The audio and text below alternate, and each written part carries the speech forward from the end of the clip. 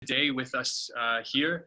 I know it's not easy staring in front of a computer screen all day long and sitting through these all day. So I appreciate you giving up some time tonight to have a conversation really, and to really just get to know what CMSA's got going on and got in the pipe. It's great to see some familiar faces and see some familiar names. So thank you for those that I already do know, and welcome to everyone who I haven't had the pleasure of meeting yet, but hope to soon. I want to just acknowledge first and foremost that it is Bell Let's Talk Day as well, and there's a ton of social media events going on, so please retweet, watch Michael Bublé's fantastic little video, and support mental health initiatives through Bell Let's Talk Day.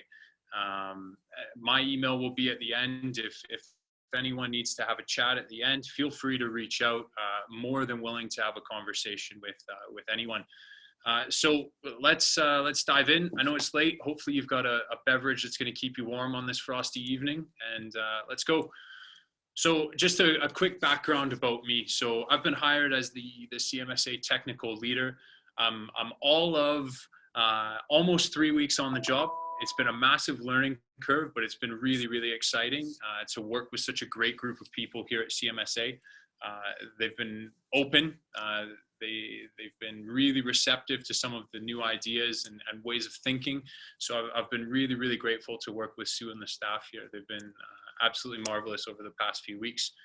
Prior to that, I've coached players in and around Alberta here. I grew up in Edmonton and started my coaching there, anywhere from U8 all the way through to university age players. And prior to working for CMSA, prior to working with CMSA, I was working with ASA as their regional coach for the South, and adopted the REX program both in the Calgary and Edmonton Center.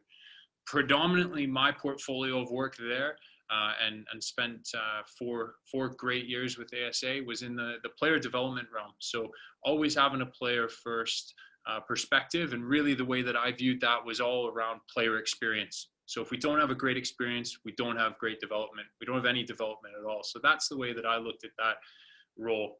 Secondary kind of roles within that were district outreach. So helping smaller districts or outlying districts with some of their initiatives to really keep growing the game and pushing the game forward in their centers. And also helping out with the coach education stream, where I was being a learning facilitator for C licenses and some community stream courses, which I'm really looking forward to continuing in the Calgary area here. Experience working through the grassroots club scene with my time with Edmonton Drillers and also Edmonton AC Milan Youth Soccer Academy, and was given a great opportunity to join a professional club with FC Edmonton, where I worked with the U18s and the U16s a little bit within that organization. Got hired into ASA, got given a great chance by Sean Lowther, and really, really have loved working for that organization, running both the provincial team programs, the REX programs and such. And that gave me a tremendous opportunity again to move into some youth national team camps, and to really see what Canada Soccer is doing with their top level youth in the country. I've worked with colleges and universities in Edmonton, with both MacEwan University and the Nate Oakes, where I went to school.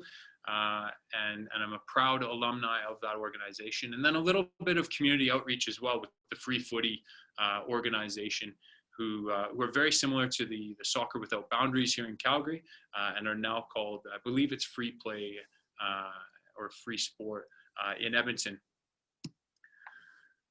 So I wanted to just kind of quickly outline what tonight can be expected from me, and I really want it to be a conversation. So if you like, you can utilize the chat function and have a conversation as we go through. I know that Kara is going to be monitoring the questions for the end, and there'll be loads of time to answer questions tonight as well. So want to identify some of the process that CMSA has gone through to determining some of the modifications for what we hope is going to be a fantastic outdoor 2021 season.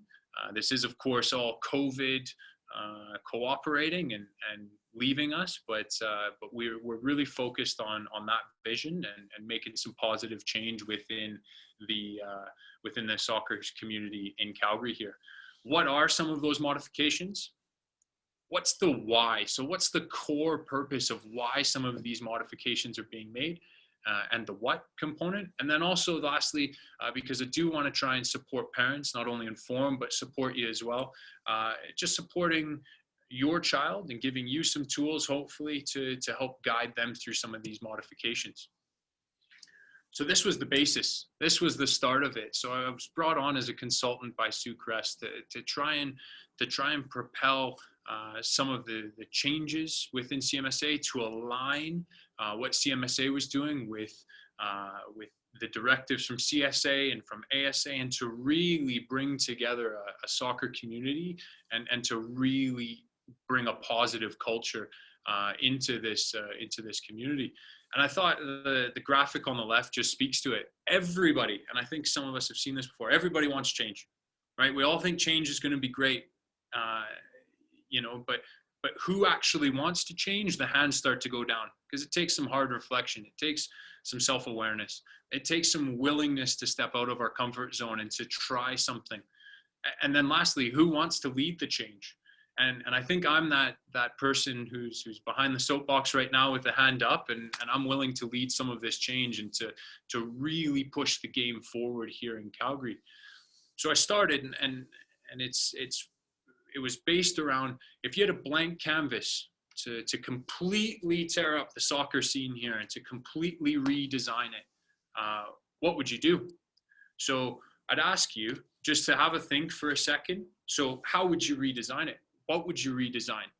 What needs to be changed? What is broken? It doesn't need to be broken. And just have a think for about 30 seconds of how you would actually manage some of this change, or what you would look to bring in.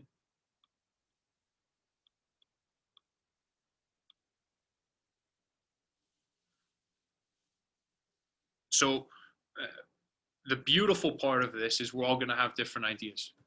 And so I'll get through a bit of the process into how we've tried to incorporate multiple people's ideas. And a lot of your club leaders have been very innovative, very open, and communicated very well with us to make some positive change here.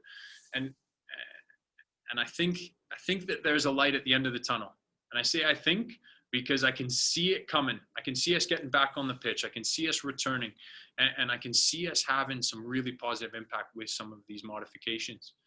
And I love the little comic on the left, because there's some sarcasm. And for those that know me, I'm quite sarcastic and I'm quite honest.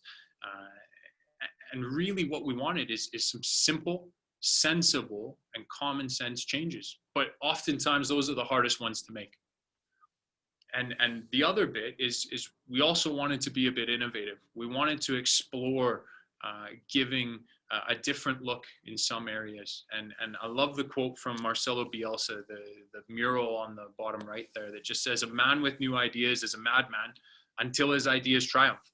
And we believe, and CSA and ASA believe, that some of these new ideas will triumph. They will provide a phenomenal sporting experience for our youth. And this was some of the framework that I went through when I started doing this work, is the Golden Circle model, which, if anyone's read Start With Why by Simon Sinek, it's really the core of how decisions need to be made. And the why is the only component that we need to start with. So why are we changing? What are we changing? And how are we changing are secondary to the why. And the why really is outlined here. One, there's been some phenomenal work done. I was blown away by some of the work of previous CMSA employees that have come through these doors and have left on to other environments, and also with collaborating with your local club technical leaders. Everyone from Lethbridge to Central Alberta that's a part of this league, we've communicated with, we've asked for opinions, we've asked for feedback, and they've been fantastic in that process. CMSA, in this technical direction, we're committed to becoming national leaders in this sense. We want to be the best district in a development-oriented league, and we want to be providing that. We want to be the best in Canada. No bones about it. This is what we want. We want to be bold. We want to be the best.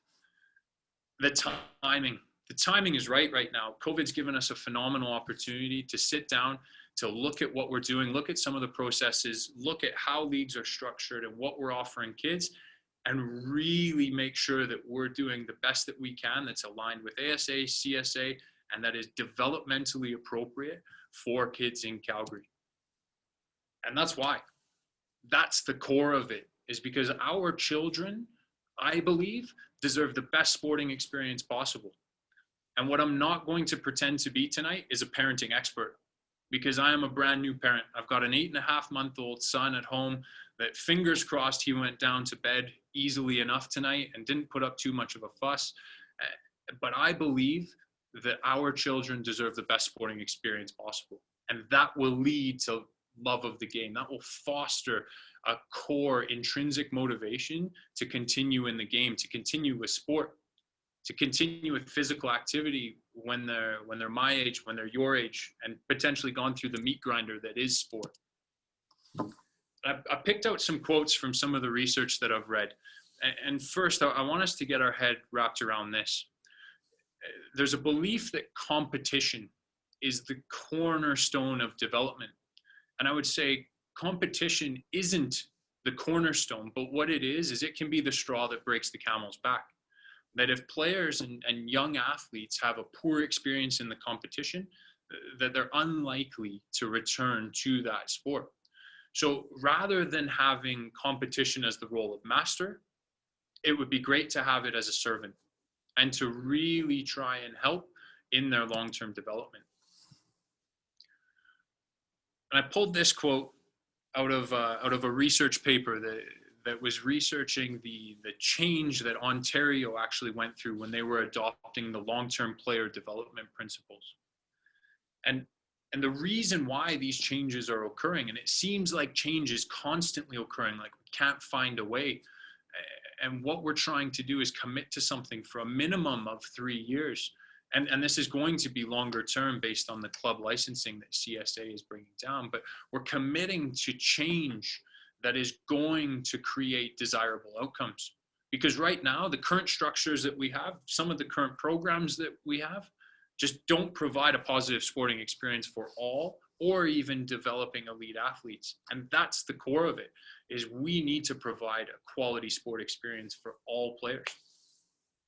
I know this is a bit wordy, and this was taken straight from the Skill Center Manual and Dedicated Player Program Guide put out by Canada Soccer. So the National Youth Club licenses, those holders in Calgary would have seen some of this, but it speaks to the traditional model that we operate in right now, where selecting a group of 8-year-olds and putting them on a team and then tiering them and then having them compete against other kids that are tiered the same and likewise in skill don't actually hold any weight in determining who's going to be the best 18-year-old, the best 25-year-old, who's going to become an elite athlete, because there are no elite 8-year-olds. There's no elite 13-year-olds. And the way that we're doing it right now and allocating resources based on perceived and subjective opinions of where players are at and where their future potential is wrong. It's wrong. And it's going to turn away players who could have a high potential later on, because we're excluding the majority and discouraging some players who might not be developmentally as old as another child. They might have had less years in soccer than their peer. So we're trying to keep a player pool as big as possible, keep as many as possible involved for as long as possible. And you'll hear me say that again. And the last piece of the why that is key for me is this is what the kids want. And it's our job as adults to build the environment that facilitates why they play sport. It's not the reason why adults play sport or why adults watch sport. So what do kids want? What do kids want? What does the research and the evidence tell us that kids want? Kids want this. This was taken straight from Changing the Game book by John O'Sullivan, which is a phenomenal resource for parents. I would recommend, and I don't get a commission by saying this. I'm not on John's payroll, but I would recommend having a look at this book because it's a phenomenal resource. This was a study done by the University of Notre Dame. And there's been numerous studies that ask this exact same question. What do kids want out of sport? To have fun is always number one. That's why I still do what I do, because this still feels fun. Most of the time, this doesn't feel like a real job.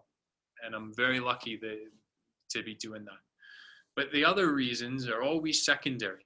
And I think the other reasons propel that self-esteem, that intrinsic motivation that fuels a child to continue with soccer. But it's fun.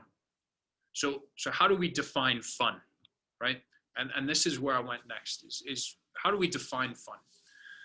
And again, sticking with research, and what that tells us is Amanda Visick and her team, and you can see the source down in the bottom right if you want to read the research. And if you'd like a copy of it, feel free to reach out at the end. They had 83 different determinants of what fun is. And I'm not going to roll through all of them, but what they did is they then grouped them based on similarities and how they were ranked and rated into these 11 dimensions of what fun is to kids. And for me, I loved playing in college. Soccer Christmas, as we used to call it, the day that we got all of our gear, that was probably one of the most fun days out of all of them. That and winning, those were the two things that I loved. And then in the game, tackling people, keeping clean sheets, and passing the ball. So you can probably tell where I played. But what I'd love for you to do is in the chat box, I'd love for you to enter, what do you think the top 3 rated dimensions of fun were by kids? So I'll give you a minute, say, to enter some comments in the chat. Whoa, oh no, I've given it away. I was looking to click to the chat, but have a quick think. What do you think those top 3 are? What would be the top 3 for you? Or potentially your child at home. What do you think they deem as fun? What's the key for them? What keeps them dragging you out the door and starting up the minivan and getting to training and buying a new pair of boots and traveling to tournaments? What do you think they are?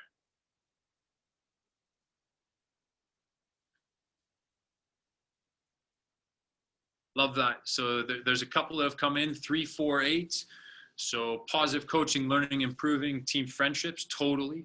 Improvement in teammates, so similar vein.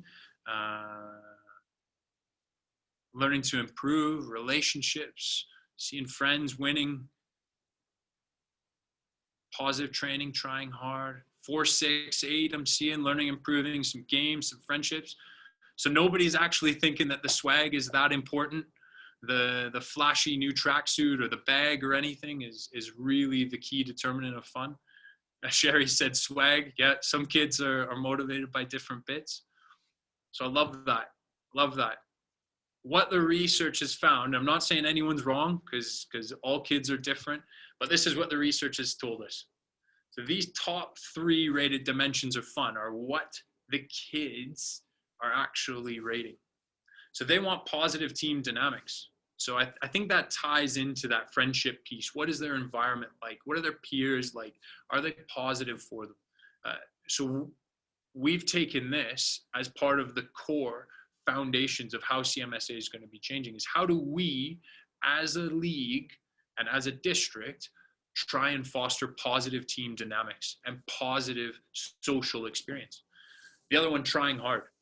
Trying hard is going to lead to greater self-esteem, improved confidence, improved intrinsic motivation. That's going to keep kids in the game longer, which is what everyone wants.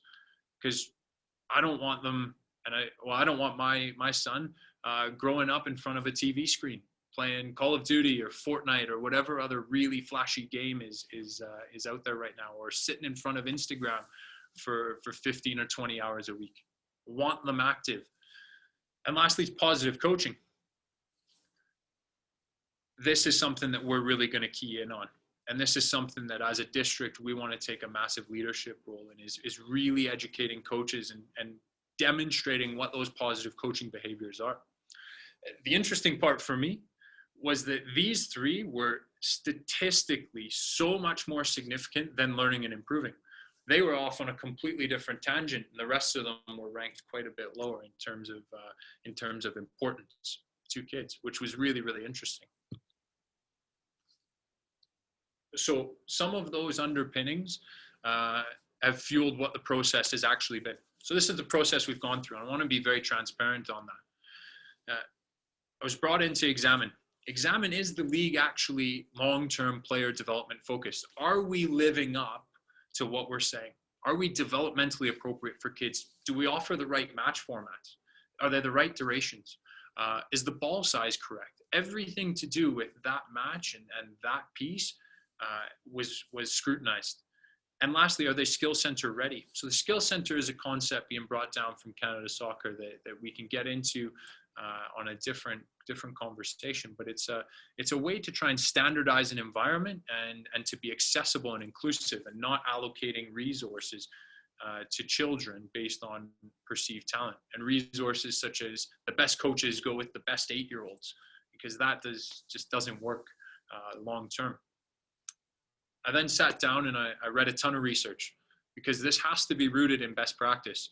If we're only guided by an opinion, that opinion changes like the wind. And I feel like best practice research grounding what we're doing is important. And then lastly, tailoring it to fit actually what Calgary needs, and then implementing. So the research that I did was in and around all of those areas and more. But these were some of the key pieces. And some of these words that might look a little foreign, I'll explain. Periodization is simply, when do we train hard? When do we train less? When do we have proper rest so that physically we can peak and physically the body doesn't break down, so that players are actually able to compete longer, injury-free, fingers crossed, and are able to enjoy the game for a longer period of time. And the last one there, nonlinear pedagogy. So pedagogy is teaching, and the development in sport is never in a straight line. Anyone that goes in a straight line like a rocket ship is the freak, is the exception. Development in sport is forwards, backwards, left, right. You get injured, hopefully not, but it always happens for some reason. Your coach releases you and you get to play with the tier 3 team now. It's all over the place, and it's never a linear journey. So how does that teaching and how does that support actually happen? And that's a key underpinning of that positive coaching and what that looks like. And then I reached out to peers and experts around the country, experts in volleyball, experts down in Nova Scotia who have done some of these things that we're attempting to do, our national governing body, other sports national governing bodies, and try to compile what other sports are doing as well to really provide a great experience for their athletes. Because at the end of the day, we're all competing for the same kids. So if we can do it better, excellent. Like I'm all for that. I want to acknowledge this as well, because this diagram was taken from the paper Successful Talent Development in Soccer, and the characteristics of what the actual environment is.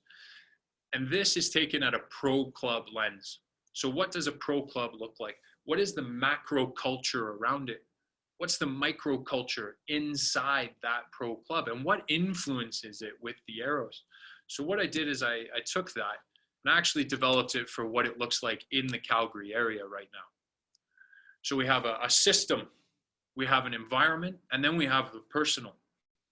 So on a day-to-day basis, when your son or daughter shows up to soccer, the human is at the center of all of this. And every single decision that we make affects that person. Every decision we make affects the family. Social media affects them. The pathway in AYSL and REX and pro clubs and NWSL and all of these other acronyms, they all affect. And we need to recognize that we're part of this ecosystem, that what we do and the decisions we make have ramifications across a lot of these other things. So the more consideration that we can make to this ecosystem, the better decision that we're going to be, or that we're going to make, pardon me. So where are we now? We're at the implement stage.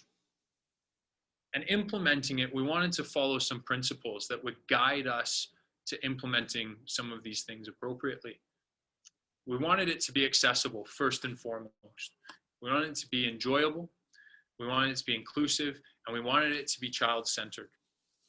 Those principles are what's guiding the work that myself and some of the team here at CMSA is doing. And then we compared it to CSA and to ASA and trying to align and make sure that we're actually following what's going on. And these principles were taken from, again, the Skill Center manual. And you can see that they all intertwine. I know that there's a lot of different blue colors, but trust me, they all match up as close as possible there. So we're aligned, and we want to make sure that that's a common message to parents, to players, to clubs, that we are aligned, and that this is an extension of what our governing bodies are asking. Again, this was taken from that same document. The overarching principle to developing players is as many as possible for as long as possible in the best environment possible. And this is a quote taken from Mark O'Sullivan, who's been guiding what happens in Canada soccer through the club licensing with Jason DeVos. These three goals, in my mind, the way that I'm compartmentalizing it, are CMSA is really, really responsible for that goal one, along with the clubs, along with other organizations and people. But when I divvy it up a little bit, in my mind, that's how I get the clarity to say we need to focus on this goal one. How do we keep them involved by providing that enjoyable experience? So what are we going to do? I've bored you to tears about the research and the underpinnings and everything. What are we actually going to do? First, the U7s to U9s. There's a lot more detail built out than just these slides. So if you want to have a greater conversation, we can at another time. But your club leaders have been informed of this. We're still working through some of the really fine nitty-gritty details, but the U7s to U9s are going to be a quadrant-based festival match day.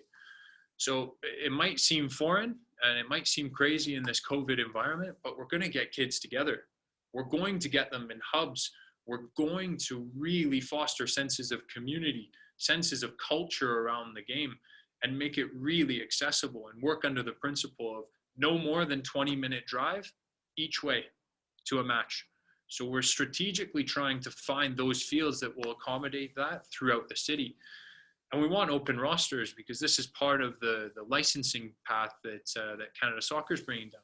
Open rosters just means players are registered and they're free to move throughout different groups within the same club. So a club might turn up to one of these match days with 7 groups, and your child might start in one, but if it's a negative experience on the match day, well, they might move into another group that will provide them a better quality experience. And it allows for flexibility. It allows players not to be locked into a certain environment, to a certain coach, to a certain roster that might not be providing them a phenomenal experience. And also, we're going to go to a small-sided game format, really, really small. We want to maximize development, we want to maximize experience, and we want to maximize the amount of goals that players score. And we want to also maximize the playing time. So these 3v3 and 4v4 games will have little tiny rosters of 5 players. So there's not time to sit on a bench. You're registering your child for soccer. They're going to play soccer. They're not going to sit and pick dandelions or chase butterflies, even though that's awesome. Don't get me wrong, to a 6, 7, 8-year-old, but they're going to play. And the research, again, told us that's incredibly important. So how do we do that? We're going to modify what U13 looks like. There's going to be some growing pains with this. I'm just going to be brutally honest with everyone. The glorious turf pitch that U13 Tier 1 plays on might not happen on a full-time basis.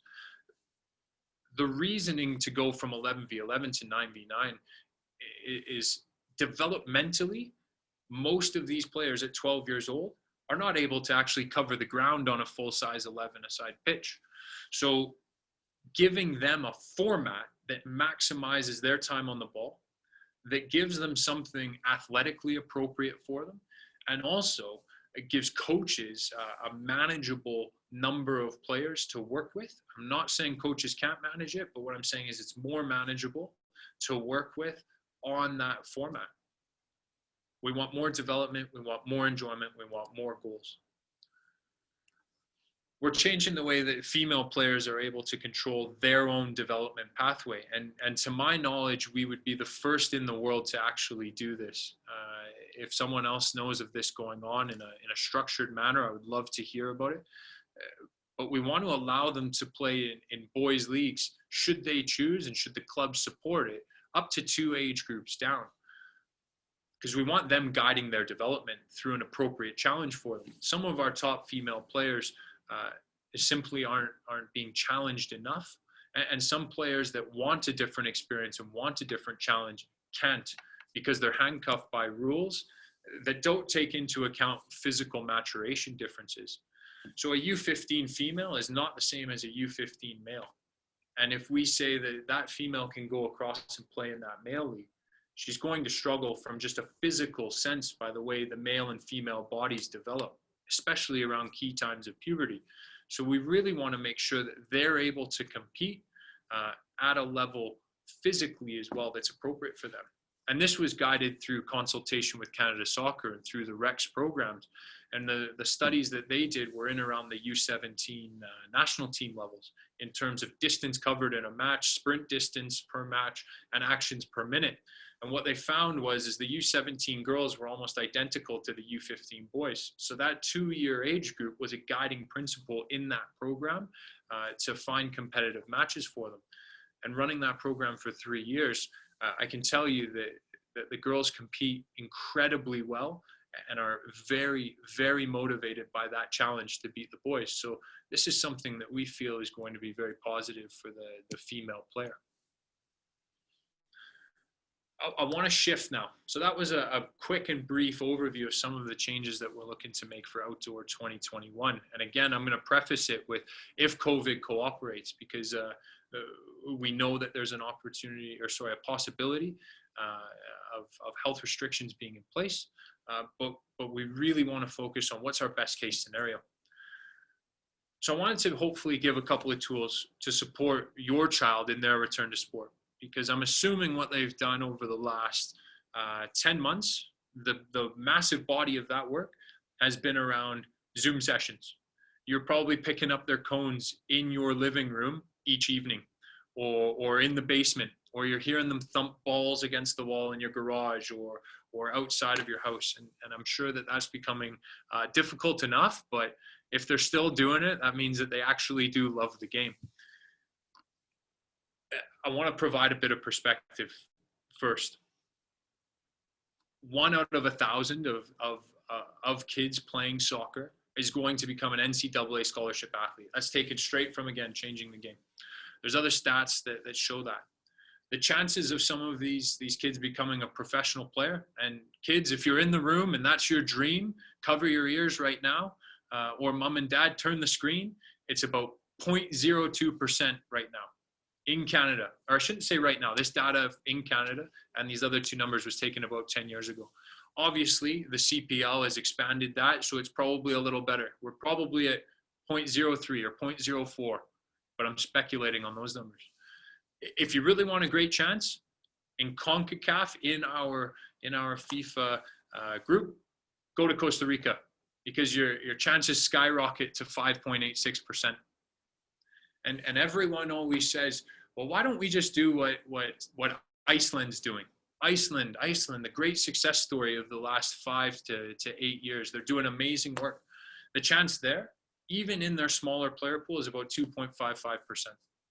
So some perspective, right? So if we're a parent that's thinking, they're going to be playing pro, they're going to be a full ride college athlete, let's have some perspective, right? And if you are that 0.02%, congratulations, right? If you are the parent that passed on some amazing genetics to your child, and your child works incredibly hard, and your child gets great coaching, and your child ends up getting advocated for, and there's a bit of luck, kudos, you'll become a pro. So I want to make sure that there's perspective on that. The other bit that I wanted to quickly kind of go through is, why do they actually play the game? So likely my son would get registered in soccer because culturally and socially it's given me a lot. And I know that it's given me a positive experience. So my bias will probably propel him that way. But if he doesn't want to, and he wants to go and do chess or take up drawing or heaven forbid, play basketball, because he's not going to be blessed with massive height advantages, then so be it. I'm going to support that. But why do they play? And I think that that's a key message to take away is, have you ever had a conversation with your children of why they actually play the game? And then how do you support why they actually play? I think that there's also an acknowledgement of what have they gone through along with the rest of us. I know that it's a socially isolated and lonely time, and it's a very difficult time in our modern history. But what have they gone through? Having to do Zoom sessions 3 times a week and not being able to see friends, and school is stop, start, and they don't know what's coming and going, and these mask things that they have to put on. And holy crow, they've got to actually wash their hands once in a while, right? So what have they gone through, and what's their shift been like? And are they actually the same person coming out of this pandemic and returning to sport? Have they grown 6 inches? Have they gone through puberty? Have they put on 10 or 12 pounds? Have they neglected a bit of the work that the clubs asked them for? Have they taken up an interest in Fortnite? I hope not, but are these some considerations? So some tools maybe to have a conversation, to open a conversation with your child. Again, a massively wordy slide, but this is that perspective just summed up. And I found this, Dr. Jim Taylor is phenomenal. Again, if you want great resources, look to Dr. Jim Taylor as well. This was an article he wrote for the Huffington Post. And I'm going to be quiet and let you read, but the key piece for me is that bolded bit.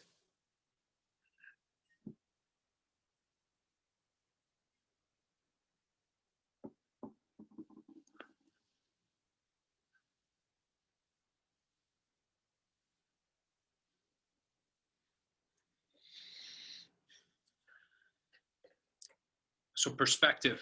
So I'll share a little story of my upbringing. So going into high school, I was a decent player, nothing special, nothing grandiose, good worker, good soldier on the field. I said to my dad, I want to play pro. I really want to play pro. This is something I want to go play in Europe. So I trained 3 times a week. I trained with my school team. I trained with my club, 3 times a night. With my school team, with my club team, and then I trained with a men's team from the age of about 14 to 17 when I left to go overseas. My hips, every step I took felt like a knife was going into my hip flexor. It was so sore and going through a growth spurt at that point. My dinner was Michelinas or pizza pops every night that I'd hammer down between school session and youth session. And I grew up, I think, in the back of my dad's crappy 1984 Dodge Diplomat, being shuttled from session to session to session. And that was my upbringing. And I loved it. And my parents supported me in that. And that's what I wanted. But really think about, is this what's going to work, right? Can we provide even our kids some perspective? And if our goals are that they have fun, they learn something in life, and they succeed later in life, that's winning. That's winning. So some action steps for us. Conversation starters, obviously, but how do we keep it fun? How do we keep it fun? How do we keep it engaging? How do we make sure that they're loving the game? And if they're not loving the game, how do we encourage them to find something that they love? Because it's their path, it's their journey. I'd encourage you to develop partnerships with your child's adult mentors in terms of teachers, their coaches, the support staff around the club, because this is imperative. They, especially coaches and parents, need to be singing from the same song sheet. And I know from experience that I could tell which girls, when they got into the car on the ride home, that they were getting a different message from mom or dad, especially in the Rex program, than what we were giving them as coaches. You could see it. You could tell in their performance. You could tell in the confusion at times. And I was one of those kids that on the drive home, my dad would pick apart a bit of my game. Do you remember that sitter you missed? Or you remember that time that guy blew past you? Like, you could have done this, you should have done this. And I shared that because it was like, okay, my dad's trying to help me. My dad's trying to help me. But as it wore on, it started to get to the point where I got old enough and got confident enough that I just said, listen, Dad, you're not playing. You're not the one making the decision. Enough. Support me, love me, encourage me. And please keep paying for my fees and boots and driving me to the game. Right? But listen, I've got to listen to the coaches. I think the other piece too that I think the pandemic has taught us as well is that it's okay to slow down and to keep a balance between sport, family, school, faith, right? And to really try and find that balance and to try to achieve that. And this next point is going to be something I know that I struggle with and something that I'm very cognizant of with my own son as he grows, but recognizing the achievements of our kid rather than just our athlete. So rewarding effort rather than result in the match.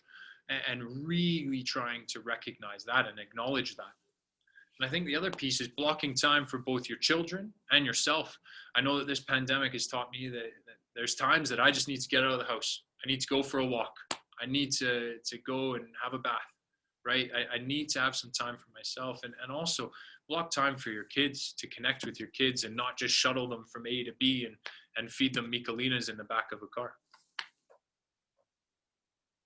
I think the other piece is patience and focus on the process. Focus on the process of years and months rather than 2 hours or a 90-minute match. Focus on the growth and the development of your child over the span of time rather than trying to compare them against their peers. And remember that this is a kid's game that we're involved in, that we have the privilege of watching our kid express themselves and express joy on a pitch and reward that. This is not adult sport with promotion and relegation and $1 million contracts and TV deals and endorsements and all of the hoopla that goes around with that. And I think collectively, along with having that conversation with your child, is try to set some goals with them. And I use SMART goals because SMART is an acronym. And there's a couple of different versions, but the one that I tend to lean towards is specific, measurable, attainable, realistic, and timely. So can you set some goals in conjunction with your child? And lastly, can you express gratitude? Can we be grateful? And I know that it's tough right now. I'm asking for something really difficult because they're training like crazy in your living room in front of you while you're trying to watch Dancing with the Stars on a Wednesday night. You're saying, get out of the way. You're eating up my bandwidth that I pay for. But our kids are active, they're healthy, and they have the opportunity to play sport in a safe environment. Our women and girls can play sport in this country, which is amazing. And we hopefully still have the financial means to afford our child's participation in this game. And you've got some phenomenal adult role models around the city with the technical leaders and coaches that work with these kids that give up the time, and especially the volunteer coaches, which I have a tremendous amount of respect for. Because this is part of that culture change that I think everyone that's involved with soccer in this city can start to get their head wrapped around. We always talk about how competitive, how ruthless, how cutthroat some of the soccer is, how recruitment driven it is. And I think we get too caught up in the muck and the weeds that if we can start to celebrate some of our successes and blessings, we're going to be a bit happier. And I just want to end with this image because, and the club's got this same image. And the key message here for me was, I think that we all pull in our direction. Who knows if it's the best direction? Who knows if it's going to provide value? But we pull in our direction because we think it's best. and I can respect that. But what I'm asking is, can we start to pull in a similar direction? And by we, I'm talking about our clubs, our players, our coaches, our boards of directors, our club administrators, and really provide something tremendous for our players. And once we start to get pulling in a similar direction, which is the change that I'm really excited to be facilitating and helping, we're going to have some tremendous results. I promise. This city has a vibrant and amazing soccer culture that's just waiting to be unleashed. So with that, I will stop talking. I will have another sip of water. I'll leave my contact information up on the screen. So if you want to jot it down, you can. And feel free to reach out, especially through email. I tweet some things here and there. So if you want to follow me on Twitter, feel free. And if you'd like to connect on LinkedIn, that's a possibility as well. But I'd open it up if you've got questions, if you've got comments, please feel free to populate the chat. And Kara, I'll let you facilitate and moderate that, please.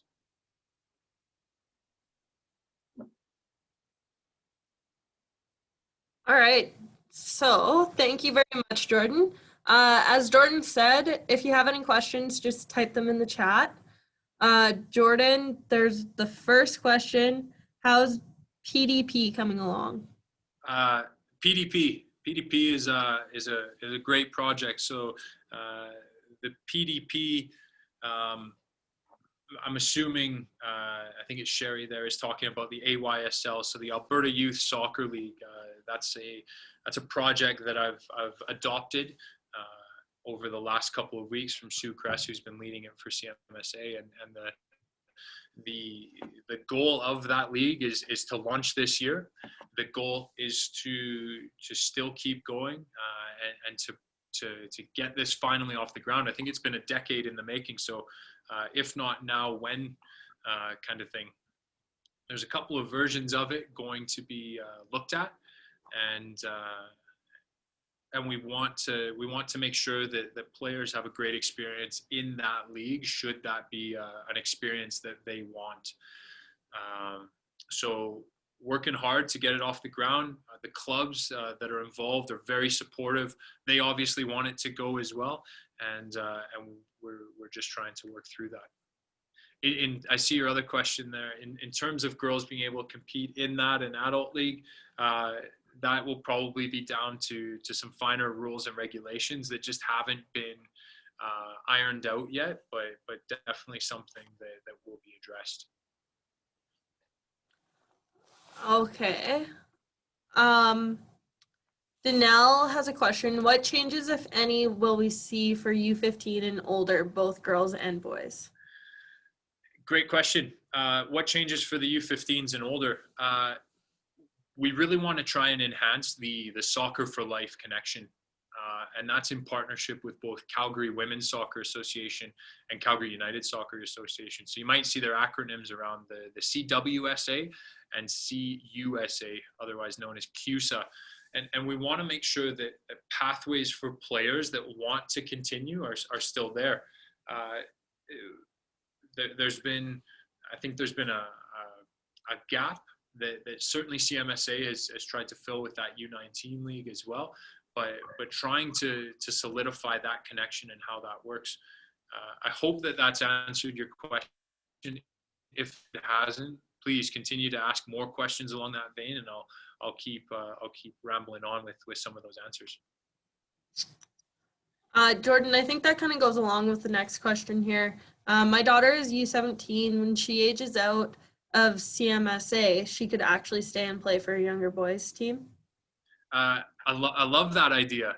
I love that idea. What I'm going to do is I'm going to steal that, make it look like it's my own idea, and then present that to the clubs. Honestly, it's not something that was contemplated with that endeavor, but I love that idea. I think that's phenomenal. So I've made a note of it, and I've got a smile because I'm like, that is a very, very cool idea. So let's revisit that one and figure out how that could work and if it's viable. Jordan, going back to the younger age groups here, how are open rosters managed? By CMSA or by clubs? Also, what happens if clubs have certain targets that differ from these CMSA proposals?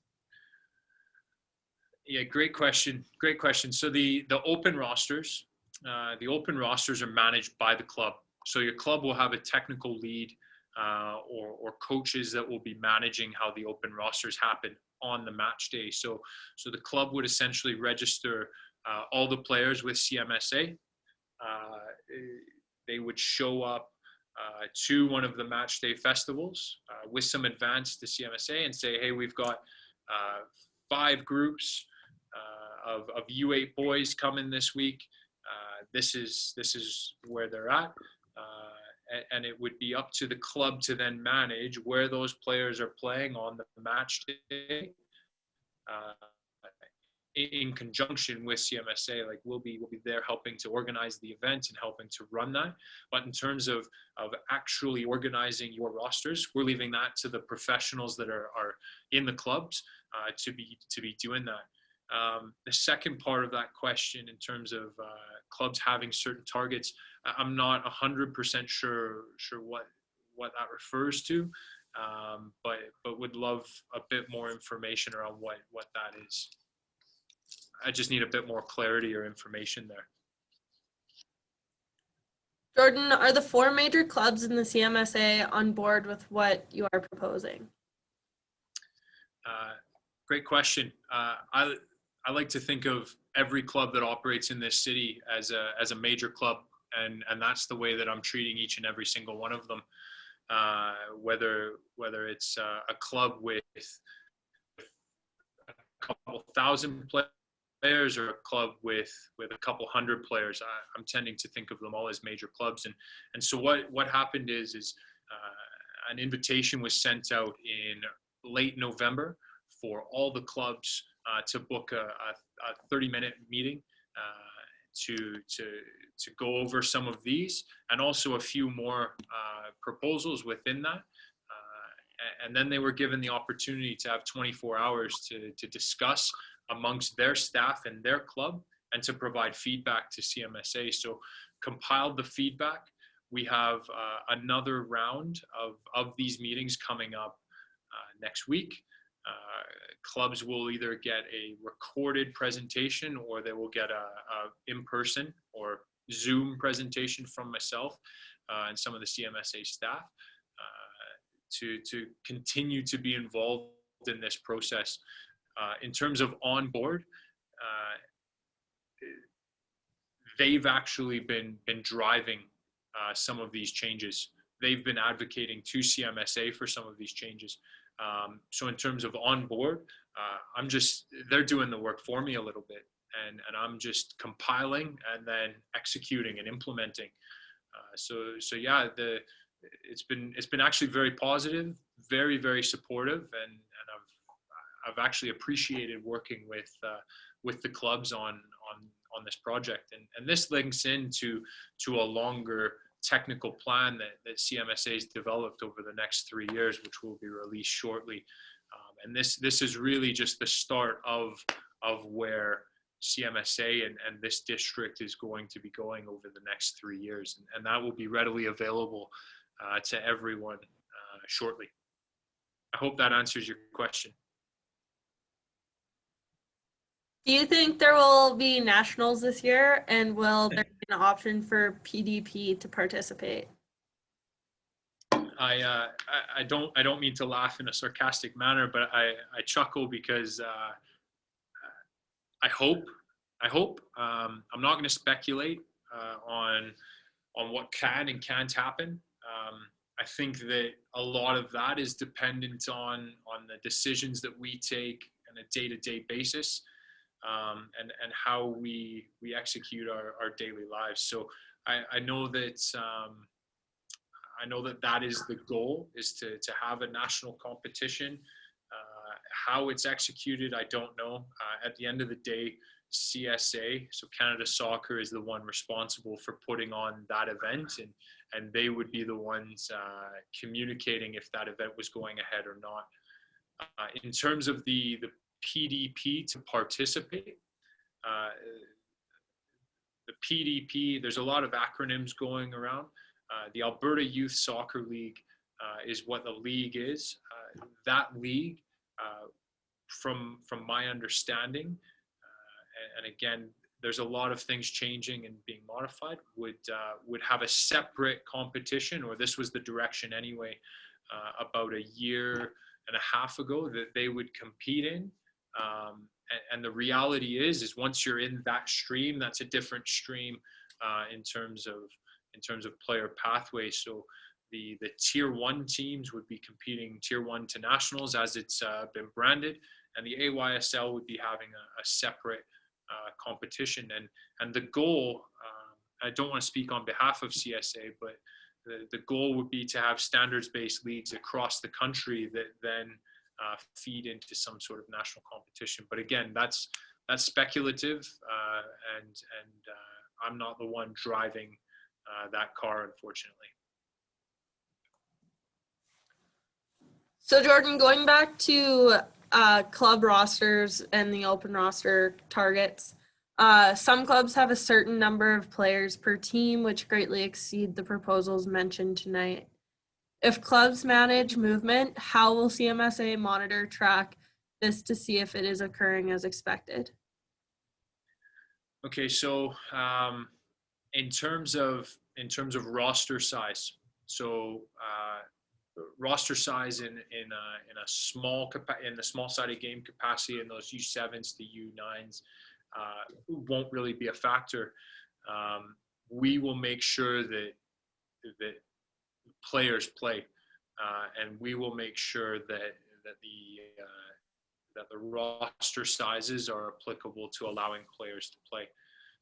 In terms of the older age groups, and I think this is maybe where the question was coming from, in terms of U13s and having 18 players now on a 9v9 roster, I think the goal would be to actually have 2 squads then, and that if available, to bring in a couple extra players. So you expand the player pool just slightly at a vital time when kids are dropping out of sport, especially around 11 to 13 years old. That's what the research shows, and the Women in Sport report put out by the Canadian government, I believe it was 3 years ago now, looked at when girls were actually stopping playing sport, and it's frightening to see that between 10 and 13 is when they're dropping out. So the strategy around that would be to actually hopefully expand team size slightly, and allow for more players to play more minutes in that 9v9 capacity, and in that 9v9 format. The grand vision and the rationale would be, if you've got an 18-player roster and 11 players on the pitch, well, you've always got a minimum of 7, regardless of call-ups and this and that, sat on the bench, freezing with the coach. Whereas if we have a couple of 9v9 squads, that same player pool is playing more minutes.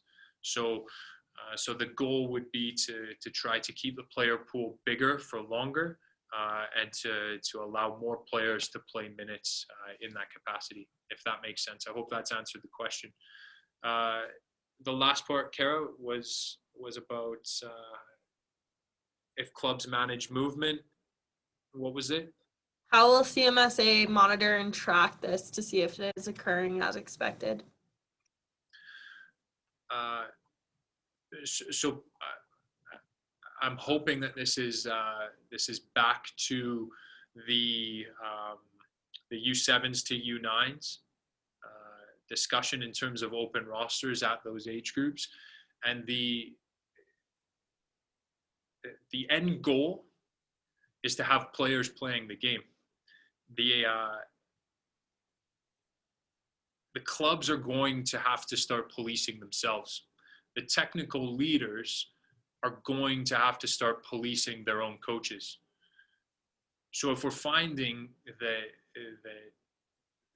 clubs are trying to stack rosters at an 8 or U8 or U9 level, which to me is unfathomable. It's incredibly poor coaching, and it can't happen. And the realities is clubs that are achieving National Youth Club License standard will be scrutinized. They will be expected to abide by the principles that are outlined within their club licensing agreements and within some of these skill center and dedicated player program models. And my goal is to extrapolate those principles and to educate the other technical leaders, the other coaches from clubs who might not be involved in that club licensing stream, to actually change their behavior and to understand what's going on. And there's been questions from clubs who are not National Youth Club license holders that are very curious about it, that are very interested in adopting these principles. And it's about the community coming together and just doing what's actually right, and doing what's right for kids that are 7, 8, 9 years old. It's not about winning the U8 World Cup. There is no league standing. So if the adult-driven model of win is perpetuated down there, that we need to change that, and we need to make sure that we're reinforcing the right messages for those coaches, for parents, and really by people like you sitting through a presentation, having a bit of a conversation. You're the champions in the community. You've got a little bit more information that you can go back and say, hey, listen, cool it. Even to the coaches, like, this is not about trying to kill the other group of 8-year-olds, right? So we need to work together and work through this. I hope that answers that question. All right, we have time for a few more questions here. I do see one in the chat. As was mentioned earlier, to have 2 rosters, does that mean CMSA will now allow more than one Tier 1 team from a club? It's a great question. It's a great question. With change comes a ripple down effect. So it's something that myself, that a couple other staff members here are looking at, and we'll also be consulting with club technical leads on what they actually feel would be best as well. So that's in a process right now. Definitely looking to try and figure that one out. And like you say, with change, it's gonna have a ripple effect. So that's definitely something that we're looking at to address. So unfortunately, no solid answer right now for that, but yeah. Jordan, why 9v9 format at U13 rather than 8v8 to align with CSA National B?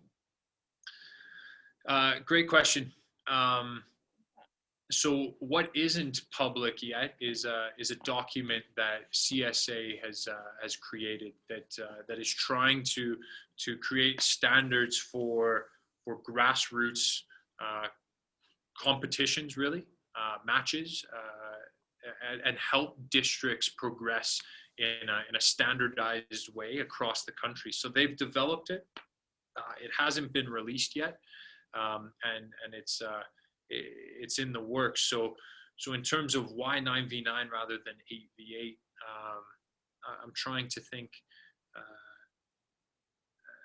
I'm trying to think of back to my National B, and it might have changed over the last few years, but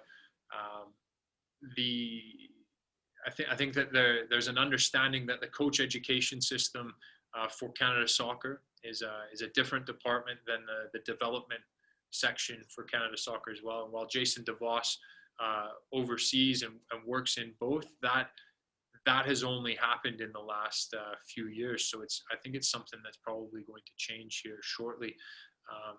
But the other piece to the 9v9 is we've got a ton of community fields in Calgary that can be utilized for this. We don't need a massive investment in infrastructure to give the players a better format that's developmentally appropriate for them. And if I think about what 9v9 is and what 8v8 is, they're so similar that we're almost splitting hairs, but there are nuances that are different with it. So 8v8 is planning to continue at a U12 level, and we really wanted to try and create a stepping stone from a really small-sided environment with the young ones, with the minis, and going from a 3v3 into like a 4v4, into a 5v5, into 7v7, into 8v8, into 9v9, and then graduating into an 11-a-side game at a time that's appropriate for the player. Hope that answers that question. I hope.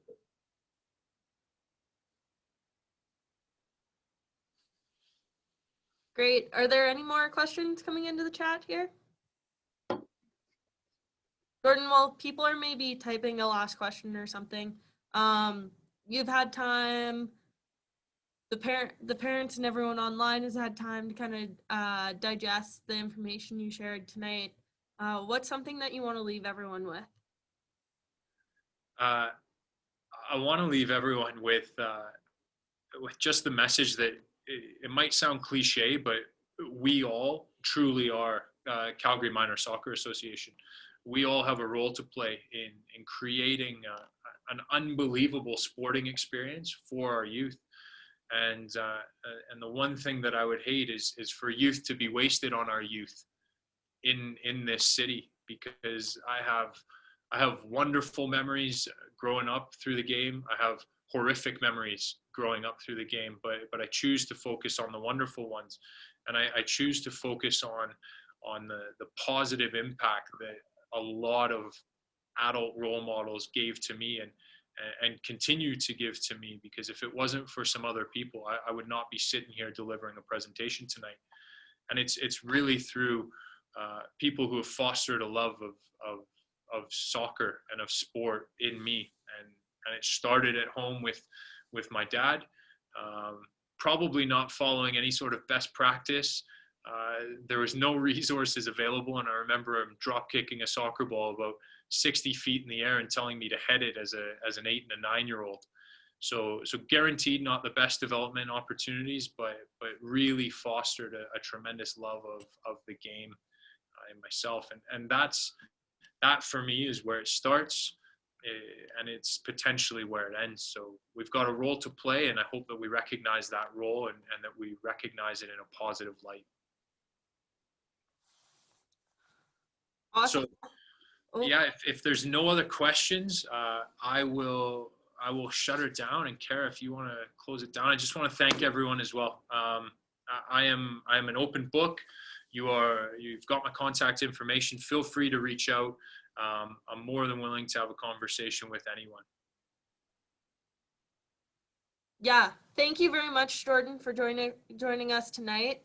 If anyone has any questions, I highly recommend you reaching out to Jordan or us at Cmsa. Jordan is a wealth of knowledge when it comes to the development of youth and in soccer. So if anyone does have any questions, highly recommend you reach out to him. As you can see, his contact information is here on the screen. And with that, thank you very much. We will see you next week, hopefully, for Troy Flannery's presentation on pathways in soccer and post-secondary scholarships. Also a note, we did record this session tonight, so we will be emailing it out and posting it to our website and sharing it online. So if you know of anyone who'd be interested in watching it, or know of someone who didn't get on in time, please share with them, let them know that it's coming. Thank you to everyone, and we'll see you next week.